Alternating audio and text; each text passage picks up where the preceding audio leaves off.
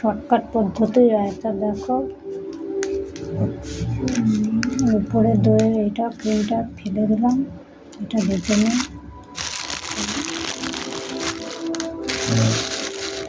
এক হাতে সুন্দর, এক হাতে করা খুব অসুবিধা। দই দিয়ে দিলাম,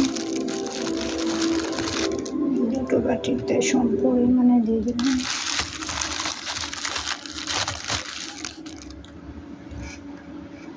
এটা দেখাচ্ছি, পুরো কাঁচাতে পরে কাচিয়ে দিচ্ছি। তারপরে দিলাম ধরো চাট মশলা,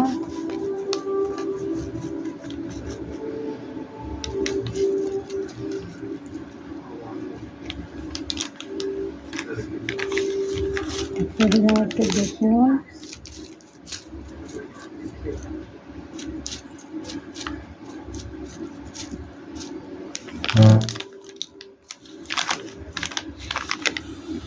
তারপরে দিলাম তোমার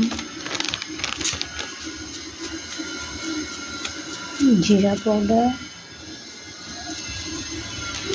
দেখো দই আছে, এটা পরে কাচিয়ে দিচ্ছি, কারণ আমার এক হাতে ফোন তো ধরতে অসুবিধা হচ্ছে। তো এটাকে আমি মিক্সড করলাম। দই আরও বেশি করে দিয়ে নিতে পারো। এটা হচ্ছে রায়তা বানানো শর্টকাট পদ্ধতি।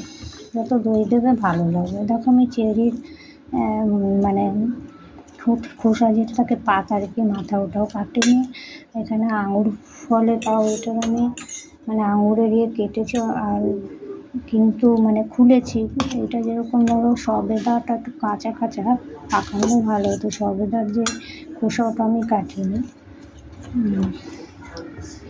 এগুলো দেখতে সুন্দর লাগে, আর দই যত দেবে ভালো হবে। এটা হচ্ছে শর্টকাট পদ্ধতি রায়তা, ঠিক আছে।